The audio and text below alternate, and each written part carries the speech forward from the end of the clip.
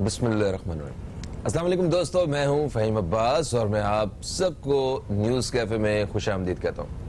और मैं हूँ ज़हरा रज़ा। अस्सलाम वालेकुम, good morning and a very warm welcome to all of you.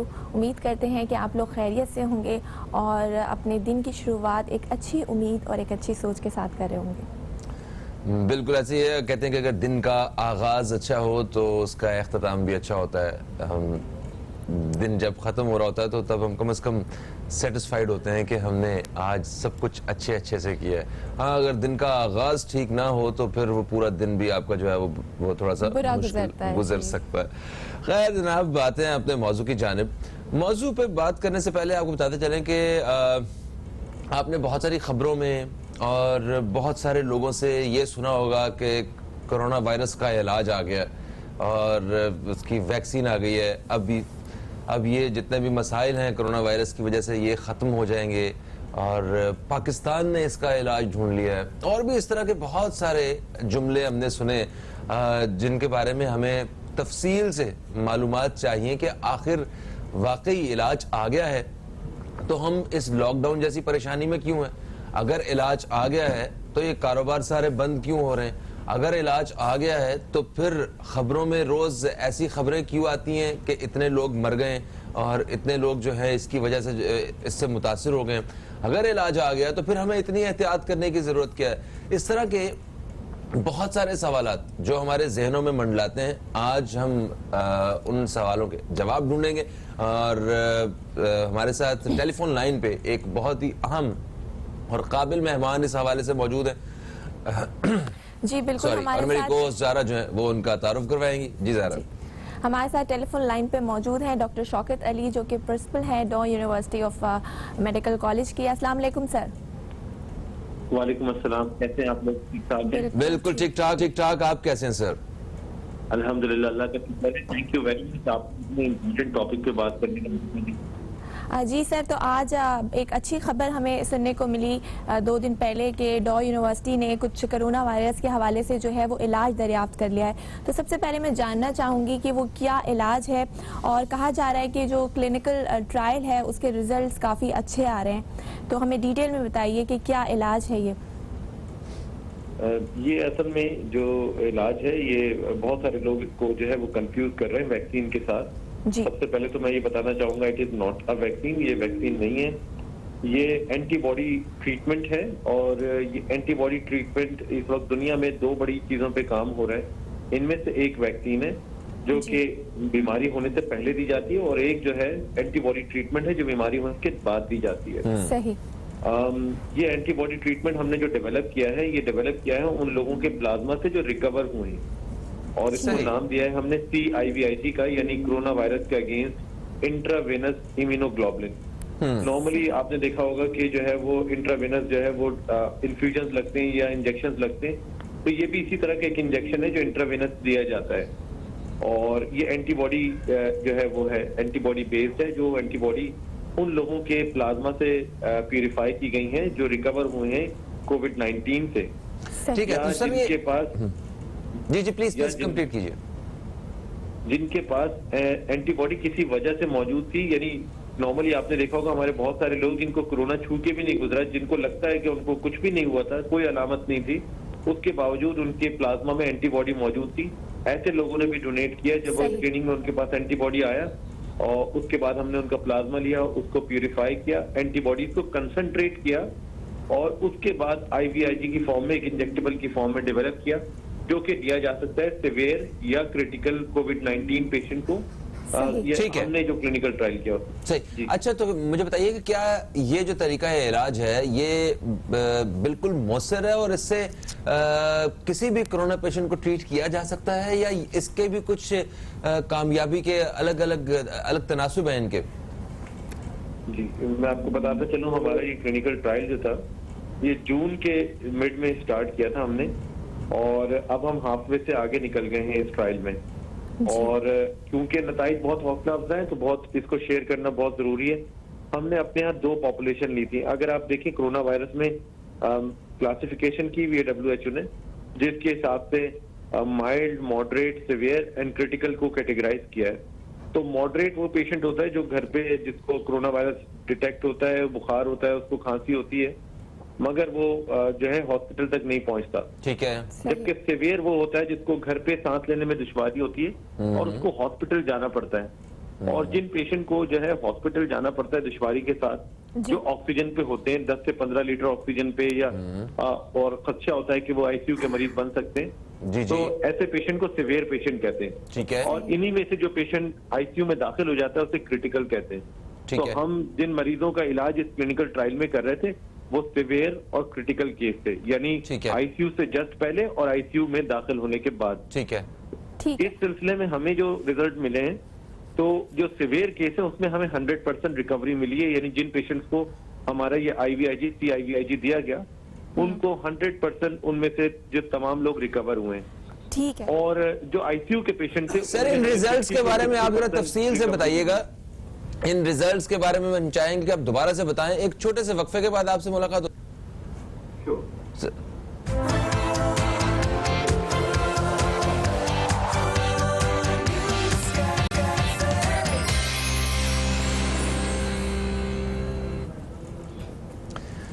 Welcome back. आप देख रहे हैं न्यूज कैफे। मैं हूं फहीम अब्बास और मेरे साथ मौजूद हैं ज़ारा रजा। और आज हम कोरोना वायरस के इलाज से मुतल्लिक बात कर रहे हैं। पाकिस्तान का एक ऐसा इदारा मेडिकल से रिलेटेड, डाउ यूनिवर्सिटी, डाउ कॉलेज ऑफ बायोटेक्नोलॉजी, यहाँ से एक इलाज दरियाफ्त किया गया है जिसके ज़रिए कोरोना से मुतासर जो लोग हैं उनका इलाज पाकिस्तान में मुमकिन हो रहा है।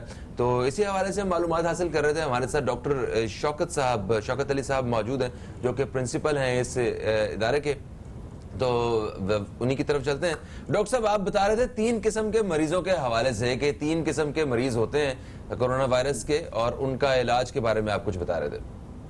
जी, ये 3 तरह के मरीज यानी मॉडरेट, सीवियर और क्रिटिकल वो मरीज होते हैं जिनको अलामात जाहिर होती हैं। तो मॉडरेट के जो मरीज होते हैं उनको तो अस्पताल पहुंचने की नौबत नहीं आती, लेकिन सीवियर वो होते हैं जिनको सांस लेने में दुश्वारी होती है और फिर वो ऑक्सीजन सिलेंडर पे जो है वो घर में मेंटेन किए जाते हैं और फिर हॉस्पिटल ले आए जाते हैं और खदशा होता है कि ये आईसीयू में दाखिल हो जाएंगे या वेंटिलेटर की तरफ चले जाएंगे। इनको सीवियर कहते हैं। और इसी तरह का मरीज जब आईसीयू में दाखिल हो जाता है, सीपैप, बाईपैप या वेंटिलेटर पे चला जाता है, तो उन्हें क्रिटिकल पेशेंट कहते हैं। हमने अपने क्लिनिकल ट्रायल में इन्हीं 2 पेशेंट पे काम किया, यानी आईसीयू में दाखिल होने से जस्ट पहले और आईसीयू में दाखिल होने के बाद। और इन पेशेंट में हमें जो है, जो आईसीयू में दाखिल होने से पहले जो हमें मरीजों में 100% कामयाबी मिली है, और आईसीयू में दाखिल होने के बाद के मरीजों में हमें 50 to 60% जो है वो रिकवरी देखने में आई है। ठीक है। क्योंकि मोर्टेलिटी रेट या शरह अमवात बहुत ज्यादा होता है इन दोनों केसेस में, तो सीवियर केस में 100% आने का मकसद ये है कि जितनी जल्द इंटरवेंशन की जाएगी, जितनी जल्द ट्रीटमेंट दे दी जाएगी, उतने ज्यादा चांसेस ये हैं कि मरीज जो है वो रिकवर हो जाएगा। ठीक है सर। तो ये दवा बेसिकली आप प्रायोरिटी पे उन लोगों को लगा रहे हैं जिनकी जो केसेस की सिवियरिटी है वो ज़्यादा है। दूसरा ये चीज़ मैं पूछना चाहूँगी कि ये वेन के थ्रू ही इंजेक्ट करते हैं या कोई दवा की सूरत में भी ये मार्केट में आएगी? एक आम आदमी तक जो कि हॉस्पिटल नहीं जा रहा, वो किस तरह से अवेल कर सकता है? कितना टाइम लग जाएगा उसको? देखिए, एक आम आदमी जिसको इसकी जरूरत नहीं है, क्योंकि बहुत ही प्रीशियस रिसोर्स है, इसका एक नॉन स्पेसिफिक वर्जन मार्केट में कई सालों से है, मतलब जिसमें जो कोरोना वायरस को ट्रीट नहीं कर सकता, मगर इसी के इक्विवेलेंट एक दवा है जिसकी कॉस्ट, थेरेपी की कॉस्ट जो है ना तकरीबन 4 से 5 लाख रुपए। अच्छा। तो ये बहुत महंगी थेरेपी है और सिर्फ पाकिस्तान में नहीं, दुनिया भर में ये बहुत महंगी थेरेपी है और बहुत ही प्रीशियस रिसोर्स है। और इस केस में तो बहुत ही ज्यादा प्रीशियस रिसोर्स है, क्योंकि ये दवा दुनिया में सिवाय 2-3-4 सेंटर्स के अलावा कहीं और मैसर भी नहीं है। तो हमें इसको बहुत ही सोच समझ के ऐसे मरीजों पे जिनको वाकई में शदीद जरूरत है और जिनकी जान को खतरा हो सकता है, उनको देने की जरूरत है। सही। तो आप इस दवा की जो बात कर रहे हैं, तो मतलब जो भी ये तरीका इलाज है, क्या ये हमारी जो पाकिस्तान की जो जरूरत है वो पूरी कर रहा है ये तरीका इलाज, या कुछ इस कंडीशन में है कि हम आने वाले दिनों में दूसरे ममालिक को भी ये तरीका इलाज जो है ये मुहैया कर सकते हैं? देखिए, इसकी जो रॉ मटेरियल है वो लोगों का प्लाज्मा है। अच्छा। अब जब तक हमें प्लाज्मा मैसर नहीं होगा, जाहिर है वो बड़ा मुश्किल होगा दवा को तैयार करना जरूरत के मुताबिक भी। और ये सारी न्यूज शेयर करने का मकसद भी यही है कि हमें जो लोग जिनको शुबा है कि उनको कोरोना वायरस हुआ था या उन्होंने टेस्ट कराया था, उनका पॉजिटिव आया था या उनका एंटीबॉडी टेस्ट पॉजिटिव आया था, तो ऐसे लोगों को चाहिए कि दे शुड कम फॉरवर्ड और वो आगे आए और अपना प्लाज्मा जो है डॉ यूनिवर्सिटी से कांटेक्ट करके हमें डोनेट करें, ताकि हम ज्यादा से ज्यादा मिकदार में बना सकें और कोशिश कर सकें कि हमारे जितने हमवतन हैं इंशाल्लाह उम्मीद है अल्लाह की जात से कि हम उनको जो है ना उनको सर्व कर पाएं। अच्छा सर, वो पेशेंट्स जो जिनका कोरोना टेस्ट जैसे कि आपने बताया पॉजिटिव आया, वो आके दे सकते हैं अपना प्लाज्मा। अच्छा, वो पेशेंट्स जो एसिम्प्टोमेटिक थे, जिनमें कोई भी सिम्टम नहीं था, वो भी आकर दे सकते हैं प्लाज्मा अपना? जी हाँ, बिल्कुल। ये जो पेशेंट कोरोना वायरस जिनका पॉजिटिव आया और उसके बाद उनको 14 दिन तक कोई अलामात नहीं रही, सही, तो वो अपना प्लाज्मा डोनेट कर सकते हैं। इसके अलावा वो एसिम्प्टोमेटिक लोग जिनके एंटीबॉडी टेस्ट पॉजिटिव आया था किसी भी वजह से, हाँ, वो भी अपना प्लाज्मा डोनेट कर सकते हैं, क्योंकि all needed is presence of antibodies. सही, बिल्कुल ठीक हो गया सर। अभी एक वक्फे का वक्त आया हुआ है सर, तो एक वक्फे के बाद आपसे दोबारा मुलाकात होती है सर। तो मजीद हमने आपसे ये जानना है कि वैक्सीन वगैरह कब तक आ सकती है, कोरोना वायरस की क्या रेशो है सर हमें, और मतलब अगर ये वाला तरीका इलाज की तरफ हम आते हैं तो ये कितना एक्सपेंसिव हम लोगों को पड़ सकता है। कुछ इस तरह की कुछ मालूमात आपसे हासिल की जाएंगी। कहीं मत जाइए दोस्तों, अब तक देखते रहिए न्यूज़ कैफे, देखते रहिए। अभी आपसे दोबारा मुलाकात होगी।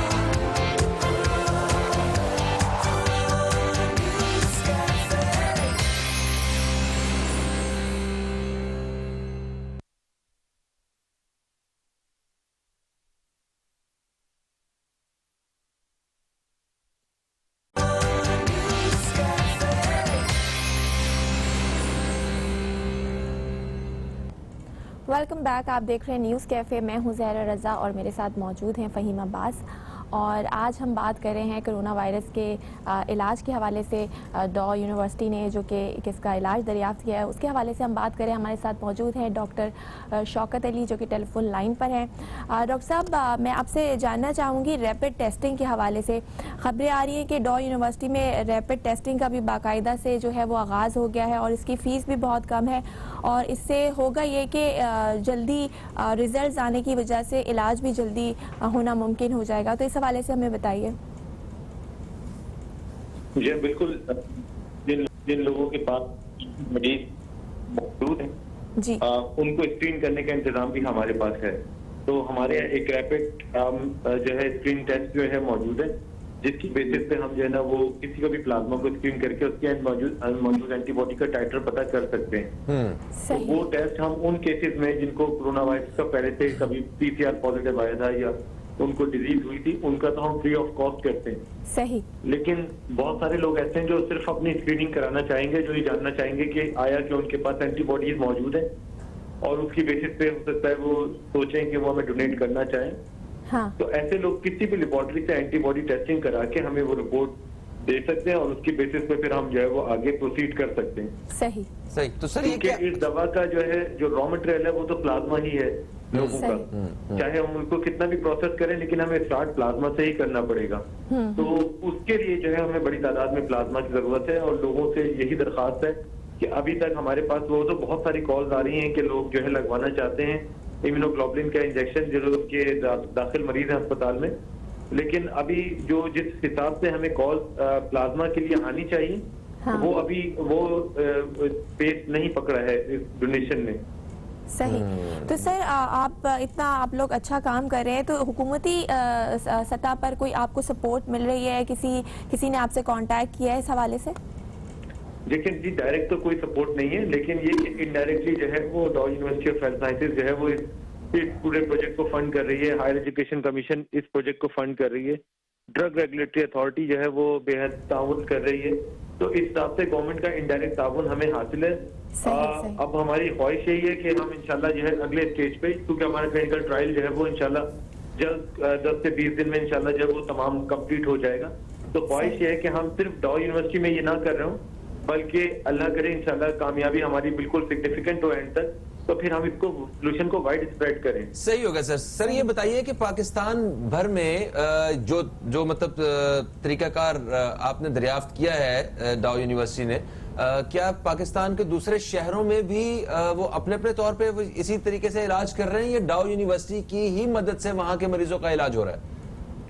अभी ये तरीका इलाज जो है वो डाउ यूनिवर्सिटी में, ये क्लिनिकल ट्रायल हमारा जो है ड्रग रेगुलेटरी अथॉरिटी से डाउ यूनिवर्सिटी में ही मंजूर शुदा है। तो हम जो है वो यहाँ पर दे रहे हैं। कराची में जो दूसरे मरीज जिनको लगाया गया, तो अगर किसी मरीज को जरूरत थी और शदीद जरूरत थी तो उसको मूव कराया गया डाउ यूनिवर्सिटी में, और फिर वहां पर हमने इसकी ट्रीटमेंट की, क्योंकि लीगली हम डाउ यूनिवर्सिटी में ही दे सकते हैं। वंस हमारा जो ये क्लिनिकल ट्रायल है ये कंक्लूड हो जाता है, तो उसके बाद ड्रग रेगुलेटरी अथॉरिटी की मंजूरी से फिर हम दूसरे सेंटर्स को भी इंगेज कर सकते हैं। और यही हमारी कोशिश है कि हम जल्द से जल्द मजीद प्लाज्मा जमा करें और अपने ये क्लिनिकल ट्रायल की कंप्लीशन करके इसकी रिपोर्ट ड्रग रेगुलेटरी को देके हम जो है वो परमिशन सीख करें कि हम दूसरे सेंटर्स की तरफ जा सकें। अच्छा, कुछ दिन पहले हमने ये सुना था कि खबरों में ऐसी खबरें चल रही थी कि कराची में कुछ अस्पताल ऐसे हैं जो कोरोना से जो मुतासिर मरीज हैं उनको अस्पतालों में दाखिल करने से इनकार कर रहे हैं। तो ऐसी नौबत क्यों आई थी, कुछ बता सकते हैं हमें आप? जब उसका तरीका इलाज मौजूद है, पहले की तरह मुश्किल नहीं रहा है, तो फिर लोग अस्पतालों में क्यों नहीं ले रहे हैं? जी, असल में तरीका इलाज मौजूद होना, एक दवा का मौजूद होना एक दूसरी बात है, और जो सहूलियात का, अस्पताल की सहूलियात का मौजूद होना एक अलग बात है। तो इस वक्त जिस हिसाब से सेकेंड वेव में लोग आए हैं, मरीज आए हैं, तो उसको देखते हुए बिल्कुल जो है वो हॉस्पिटल जो है वो बिल्कुल जैम पैक्ड हो गए। यानी अगर हॉस्पिटल के पास वेंटिलेटर अवेलेबल नहीं, तो वो एक ऐसे पेशेंट को जिसको वेंटिलेटर पे रखना चाहिए उसको एडमिट नहीं कर सकता।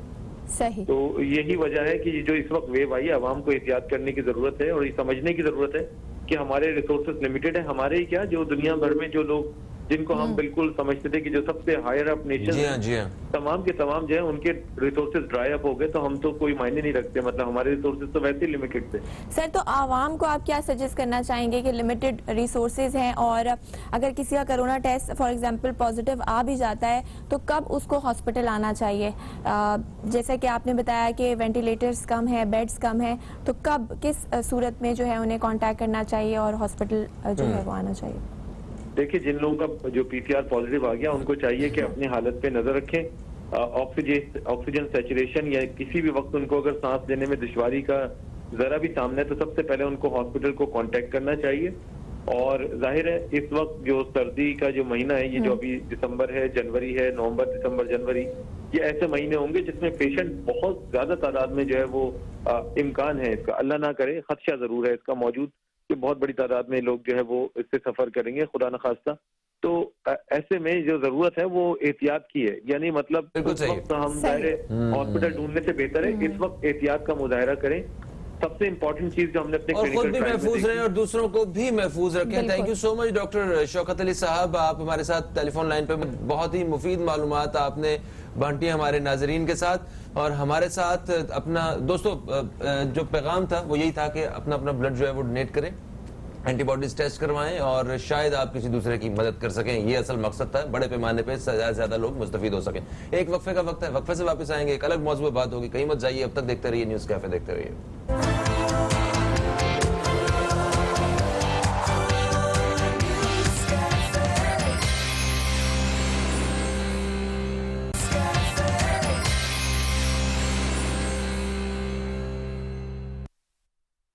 आप देख रहे हैं न्यूज़ कैफे, मैं हूं ज़हरा रज़ा और मेरे साथ मौजूद हैं फ़हीम अब्बास। और प्रोग्राम के इस दूसरे हिस्से में अब हम बात करेंगे कुछ पॉजिटिविटी की, पाकिस्तान की, जो कि हमारी पहचान भी है। और वहीं पाकिस्तानी कौम की सबसे अच्छी बात यह है कि जब भी हम पे कोई मुश्किल वक्त आता है तो हम उस मुश्किल वक्त में लड़ना जानते हैं। कोई भी मसला हो, कोई कुदरती आफत आ जाए, कोरोना की एग्जाम्पल ही ले लें, तो हम बाहर निकल कर मुत्तहिद होकर उसका मुकाबला करते हैं और शायद यही हमारी पहचान भी है। बिल्कुल सही कह रही हैं आप। हमने कुछ ऐसे वक्त देखे हैं कि जब पूरी कौम मुत्तहिद होती है, वो पाकिस्तान इंडिया का क्रिकेट मैच हो या कहीं पाकिस्तान पे कोई आफत आ जाए तो सब इकट्ठे हो जाते हैं। मगर हमें ये भी सोचना चाहिए कि इस वक्त पूरी दुनिया जिस एक चैलेंज में वक्त गुजार रही है, पाकिस्तान को भी चैलेंजेस की कमी नहीं है, बहुत ज़्यादा चैलेंजेस हैं और ऐसे मौके पे भी हम सबको इकट्ठे और मुत्तहिद होने की ज़रूरत है ताकि हम वतन अजीज़ के लिए कोई अपना एक मुस्बत किरदार जो है वो अदा कर सकें। ज़रा हमने ये भी देखा है कि लोग यहाँ पे एक गिला करते हैं हमेशा से कि भाई हमें पाकिस्तान ने क्या दिया है, हम ये करें, भी हमें क्या दी। हमें ये सोचना चाहिए कि हमने पाकिस्तान को क्या दिया है। इस हवाले से भी हमने बहुत दफ़ा बात सुनी है, लोगों के जो है ना वो अपने नज़रियात और उनके जो विचार हैं वो हमने सुने हैं, मगर अमली तौर पे हम पाकिस्तान की मोहब्बत जो है वो कैसे जिता सकते हैं, इस बारे में हमें, मेरा ख्याल है, आज बात करने की जरूरत है। बिल्कुल। हमारे साथ स्टूडियो में एक बहुत ही अहम मेहमान मौजूद है जिनका ताल्लुक जो है वो पॉलिटिक्स से भी है और समाजी एक कारकुन भी हैं और पाकिस्तान से एक ख़ास मोहब्बत रखते हैं। उन्होंने अपने घर से लेके अपने कारोबार और हर जगह पे उनका जो नाम है वो पाकिस्तान कहीं ना कहीं उसमें आता है और पाकिस्तान से जुड़ा हुआ है इनका नाम। ये एक हुब्बुल वतनी के हवाले से आज हमारे साथ बात करेंगे और बड़ी मुफीद किस्म की गुफ्तगू रहेगी। यकीनन हम सब इनसे मुस्तफीद होंगे इनकी मौजूदगी से। हमारे साथ मौजूद हैं जनाब हाजी चंद ज़ेब साहब, आपको खुशामदीद कहते हैं। अस्सलाम वालेकुम, कैसे हैं आप? सलामत रहे, आप भी सलामत रहे। कैसे हैं आप? ठीक ठाक, अल्लाह पाक का बड़ा एहसान है। माशाअल्लाह माशाअल्लाह। देखें, पाकिस्तान पे हमारी जान भी कुर्बान, ठीक है। पाकिस्तान वो एक ऐसा एक रिश्ता है जो हम सब में मुश्तरक है, चाहे वो हम किसी मजहब से ताल्लुक़ रखते हैं, किसी नस्ल से ताल्लुक़ रखते हैं या किसी भी सियासी जमात से ताल्लुक़ रखते हैं, कहीं भी अगर हमारा वास्ता है पाकिस्तान उसमें मुश्तरक है जी। अगस्त के महीने में हम देखते हैं लोग सब ने झंडे लगाए होते हैं और इतनी खुशी से ये महीने को मना रहे होते हैं, मिली नगमे सुन रहे हैं, पता नहीं क्या क्या हो रहा है, मगर अमली तौर पे हमें चीज़ें उस तरह नज़र नहीं आती हैं। जो मोहब्बत करने वाले का एक जो रवैया होना चाहिए वो हमें जरा कहीं कहीं मिस होता हुआ नज़र आता है। इस बारे में आपकी क्या ख्यालात हैं? फ़हीम, असल में बात यह है कि दुनिया में दो रियासतें ऐसी हैं कि एक रियासत मदीना और एक पाकिस्तान, जो कि नज़रिए और कलमे की बुनियाद पर बनी है। बेशक। अच्छा, रियासत मदीना से जो हमारा एक लगाव है, हमारा ये ईमान है कि ये दोनों जहान जो है आका दो जहां सरवर कोनैन के लिए बनाए गए, बेशक, और हम बेहसियत उनके उम्मती हैं। उसके बाद पाकिस्तान एक वाहिद रियासत है कि जो कलमे की बुनियाद पर बनाई गई और दो कौमी नजरिए की बुनियाद पर बनाई गई। अच्छा, जब ये मुल्क बना है तो इसके लिए लाखों लोगों ने कुर्बानियां दी हैं, लाखों लोग शहीद हुए। उस वक़्त की ट्रेनें देख लें, उस वक़्त की हमारी माँ बहनों की जो कुर्बानियां हैं, जो आज भी हिंदुस्तान के अंदर जो है वो जिंदगी गुजार रहे हैं कि जिसका आप तस्वर भी नहीं कर सकते। तो जब ये रियासत बनी है उसके बाद से लेके आज तक, उस वक़्त एक कौम थी, एक मुल्क चाहिए था। हम एक कौम थे, एक मुल्क चाहिए था। अल्लाह पाक ने हमें मुल्क दे दिया। आज बदकिस्मती ये है कि मुल्क है, कौम नहीं। अल्लाह, हम तकसीम दर तकसीम हो गए। हाँ। चाहे वो मजहब की जबान पे हुए हों, मसलक की जबान पे हुए हों, ये इलाकाई जबान पे हुए हों, मगर मिन हासिल कौम, जब आप ये निचले तबके की हुब्बुल वतनी देखते हैं तो आपको रश्क आता है। और उसकी जिंदा मिसालें ऐसी हैं कि 14 अगस्त का इवेंट हो, 12 रबीउल अव्वल का इवेंट हो, 9 मुहर्रम का हो, 10 मुहर्रम का हो, कोई भी ऐसा हो, इवन यहाँ तक कि आपका क्रिकेट का मैच हो तो हर आदमी जो है वो पाकिस्तान की टीम के पीछे वो गाना है ना कि तुम जीतो या हारो, हमें तुमसे प्यार है। तो अब हम बेसियत इंसान, हर इंसान को अपनी कैपेसिटी के अंदर देखना चाहिए कि मुझे जो अल्लाह ताला ने इख्तियार देकर इस दुनिया में भेजा है, मैंने इस जमीन के साथ क्या किया है। सही। अच्छा सर, हम हमेशा ये गिला करते हैं कि हमें पाकिस्तान ने क्या दिया है। एक सबसे बड़ी बात यह है कि हम एक आज आज़ाद मुल्क में आज़ादी के साथ सांस ले रहे हैं, हमें हर चीज़ करने की इजाज़त है। जैसे कि हम अगर इंडिया के मुसलमानों को देखें तो उनकी ज़िंदगी कितनी परेशान और मुश्किल में है। तो सर, अगर हम यही सोच लें कि हमने इस मुल्क को क्या दिया है और क्या देना है हर इंसान, तो कितनी तब्दीली आ सकती है? तब्दीली तो देखें ना, आज हिंदुस्तान के मुसलमानों में उस वक़्त जो कायद-ए-आज़म मोहम्मद अली जिन्ना रहमतुल्लाह अलैह के नज़रिए के साथ खड़े हुए जी, और जिन्होंने उस नजरिए की मुखालफत की, आज उनकी औलादें जो हैं, आजाद कश्मीर आपके सामने है, आज उनकी औलादें इस बात पे मुतफिक हैं कि कायद आज़म राइट पे थे, हमें पाकिस्तान का हिस्सा बनना चाहिए था। आज वहां पर पाकिस्तान से ज्यादा मुसलमान हैं, मगर उनको वो आज़ादी हासिल नहीं है। आज सोशल मीडिया का ज़माना है, आप देखें कितनी जुल्म और बर्बरियत होती है। वहाँ आप अपनी सुन्नत इब्राहिमी कुर्बानी करते हुए डरते हैं, अजान देते हुए डरते हैं। तो मुल्क जो होता है वो आप बेसिकली इंसान बना ही मिट्टी से है, और इस मिट्टी का जहां पर आपको इख्तियार मिलता है, हम ये कहते हैं ये पाक मिट्टी है, पाकिस्तान ये पाक मिट्टी है। तो इस मिट्टी से बने हुए इंसान को अपने मुल्क के लिए जो सोचना चाहिए वो, मतलब आप सब कुछ दिया हुआ नहीं। जो मुझसे आज कोई कहे कि आपको क्या मिला है, हमने वो वक्त भी देखा है, भूख भी देखी है, प्यास भी देखी है, और हमारे बड़ों की जो हिजरत है हमने वो भी देखी है। फिर उनके वो किस्से भी सुने हैं कि अपने हाथों से भाइयों ने अपनी बहनों के गले काट दिए और बहनों ने खुद इजाजत दी।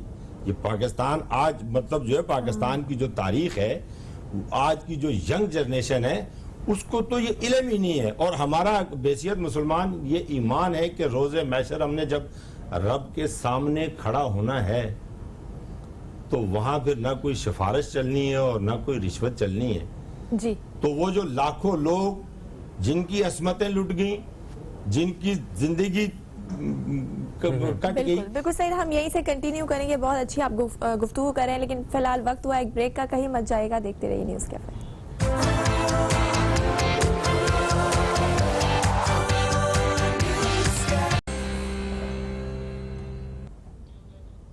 एक वक्फे के बाद आप सब दोस्तों को फिर से हम खुशामदीद कहते हैं न्यूज़ कैफे में। मैं हूं फ़हीम अब्बास, मेरे साथ मौजूद है ज़ारा रज़ा, और स्टूडियो में हमारे साथ मौजूद हैं जनाब हाजी चंदेब साहब। आप एक सोशल वर्कर हैं, आप एनालिस्ट हैं और समाजी और सियासी तौर पे काफ़ी तजुर्बा रखते हैं माशाल्लाह। आज हम बात कर रहे हैं पाकिस्तान हमारी पहचान के मौजू पे।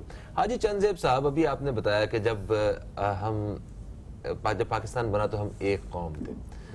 इंडिया में मेरे एक दोस्त हुआ करते थे, मुस्लिम, अल्लाह बख्श, वो वफात पा गए। उन्होंने मुझसे एक दफ़ा बात की तो मुझे बड़ी एक शर्मिंदगी सी भी महसूस हुई कि हमें इन सारी नेमतों का अंदाज़ा ही नहीं है। उन्होंने बड़ी हसरत से पूछा कि फ़हीम, क्या पाकिस्तान में वाकई हर गली में एक मस्जिद है? हमें तो मस्जिद में नमाज पढ़ने के लिए आधा घंटा जो है सफ़र करके दूर जाना पड़ता है। तो मैं बड़ा वो हुआ कि वाकई हम लोगों के हर, मतलब गली के कोने पे, हर दूसरी गली में मस्जिद मौजूद है। बदकिस्मती से वो खाली। हमने जिस मकसद के लिए ये मुल्क हासिल किया था, हम उस मकसद तक जो है वो नहीं पहुंच पा रहे। खैर, आते हैं एक कौम की जानिब। जब हम पाकिस्तान के लिए काम कर रहे थे, शुरू की बात है, तो हमने सुना कि घरों से लोग कागज और कलम लेके जाया करते थे दफ्तरों में लिखने के लिए, दफ्तरी काम करने के लिए।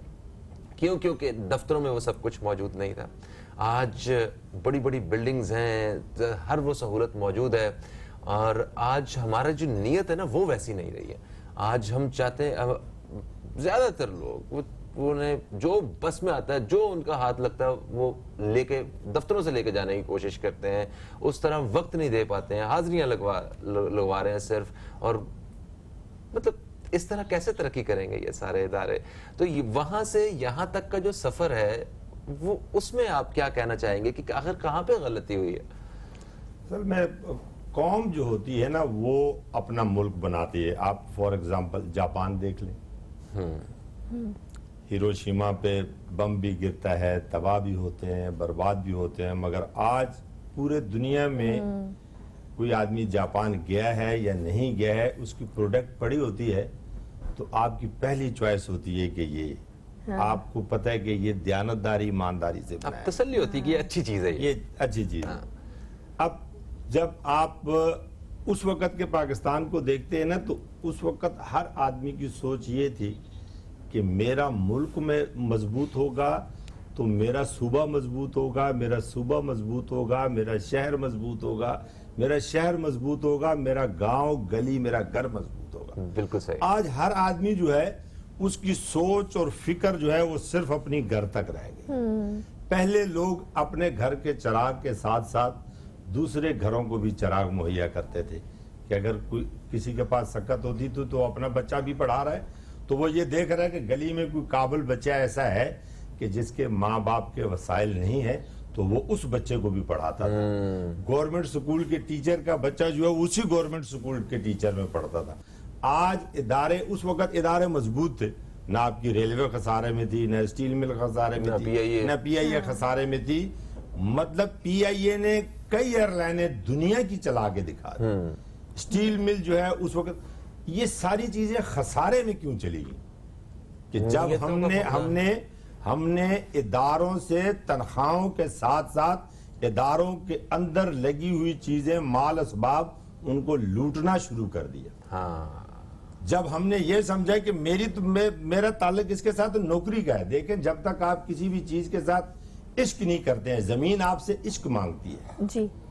जिस इंसान को अपनी जमीन से इश्क है, और ये आपको उन लोगों से सीखना, मतलब मैं वाले साहब को अल्लाह पाक गरीके रहमत करे, बेटा जो कुछ भी है पाकिस्तान का है, घर है तो पाकिस्तान हाउस है, कारोबार है तो पाकिस्तान के नाम से। अरे उसकी बुनियादी वजह यह है कि ये सब कुछ इस मुल्क ने दिया है। अब मैं आगे क्या दे सकता हूं? मुझे जो अल्लाह पाक ने दिया है, मैं उसकी तकसीम कैसे कर सकता हूं? ना हमारे आज इदारे मजबूत हैं, ना तालीमी निज़ाम, ना कानूनी निज़ाम, दोहरा निज़ाम है, अमीर के लिए अलग है, गरीब के लिए अलग है।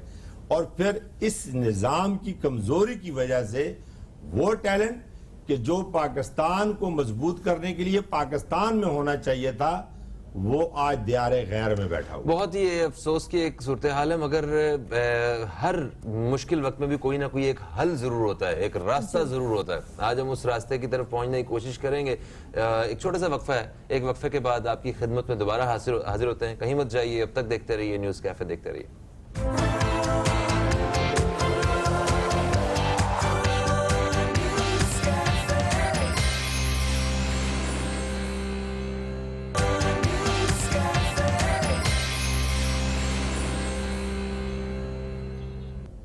Welcome back. आप देख रहे हैं न्यूज़ कैफ़े। मैं हूं ज़हरा रज़ा और फ़हीम अब्बास मेरे साथ मौजूद हैं, और आज हम बात कर रहे हैं वतन अजीज़ की, पाकिस्तान की, जो कि हमारी पहचान भी है। इसी हवाले से हमारे साथ स्टूडियो में गेस्ट भी मौजूद हैं, हाजी जंगज़ेब खान साहब, जो कि सोशल वर्कर भी हैं और एनालिस्ट भी हैं। सर, ब्रेक पे जाने से पहले आपने बात की हमारा जो यंग टैलेंट है उसके हवाले से। कहते हैं ना कि किसी भी कौम को बदलना है, किसी भी कौम में इनकलाब लाना है, तो उसके लिए सिर्फ 30% यूथ की ज़रूरत होती है, और अगर आप उस यूथ को सही डायरेक्शन दे दें तो कौमें बदल जाती हैं। लेकिन सर, हम अपनी यूथ में इन्वेस्टमेंट भी करते हैं, तालीम उनको फराहम करते हैं, फिर वो जाकर आगे जाकर बाहर चली जाती है। तो अगर सब इस तरह बाहर चले जाएंगे तो फिर पाकिस्तान का क्या होगा? किस तरह पाकिस्तान तरक्की करेगा? और सबसे अहम सवाल कि वजह क्या है, क्यों पाकिस्तान की जो यूथ है वो पाकिस्तान में नहीं रहना चाहती? उसकी बुनियादी वजह ये है ना जी कि जब आपको मेरिट पे नौकरी न मिले,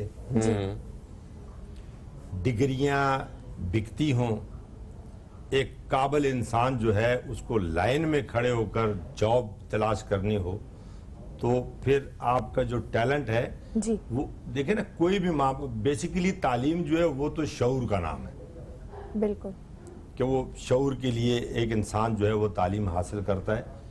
और यहाँ का पाकिस्तान, आप पूरी दुनिया में चले जाएं, आपको पाकिस्तान का टैलेंट जो है वो नुमाया नजर आएगा। बेशक बेशक ऐसा, वो ब्रिटिश के मुकाबले में हो, वो जापानीज के मुकाबले में हो। मतलब कई, एक दोस्त है हमारे, मतलब जापानी अपनी बेटी लेकर यहाँ आया पाकिस्तान में कि इससे शादी करो, कंपनी का मालिक और मुलाजिम।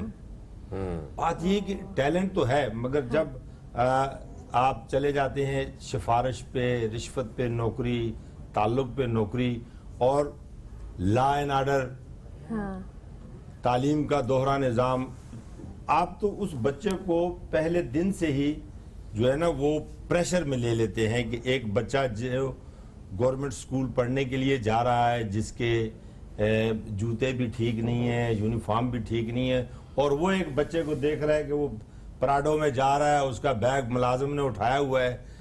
अब वो किस तरह उसके सामने खड़ा होकर बात करे? और यहाँ पर तो जो भी सच बोलता पाया गया, आग में फेंका गया, सूली पे लटकाया गया। कोई भी बात आप हक की करेंगे तो वो शायद आजकल घरों में भी गुंजाइश नहीं है हक बात करने की।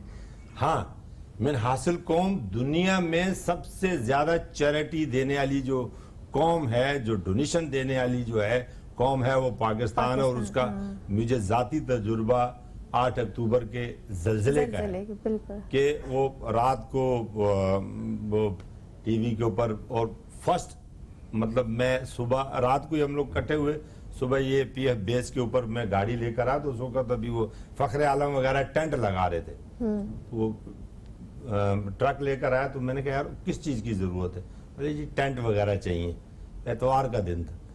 तो हम टेंट लेने के लिए गए, तो मैं रास्ते में निकलते हुए जो मेरे दोस्त थे साथ, मैंने कहा यार अल्लाह करे इस आदमी ने रात को एक अपील की है तो यहाँ उसका रिस्पॉन्स भी होना चाहिए।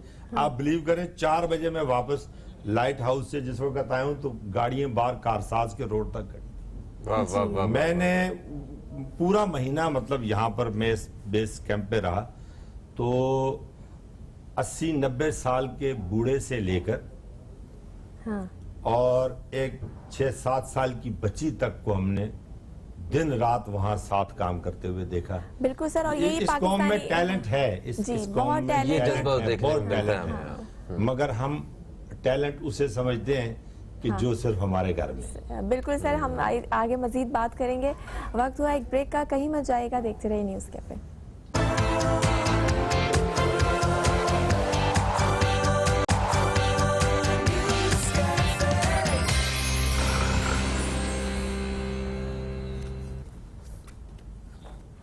पाकिस्तान मेरी पहचान, ये है हमारा आज का मौजू। और मैं फ़हीम अब्बास और ज़ारा रज़ा आपको खुशामदीद कहते हैं। हमारे साथ स्टूडियो में मौजूद हैं हाजी चंद ज़ेब खान साहब। आप एक सोशल वर्कर हैं और इसके साथ साथ आप एक तजियाकार भी हैं।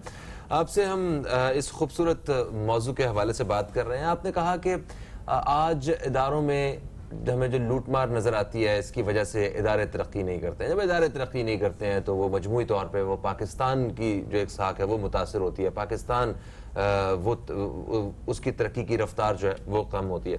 आपने कहा कि हमारे निज़ाम में सिफारिश और रिश्वत इस तरह आम है जो दीमक की तरह हमारे पूरे निज़ाम को खाई जा रही है, और हमारा मुस्तकबिल जो है वो रोशन होने की जगह जो है वो तारीक हो जाएगा अगर इसी तरह ही चलता रहा तो।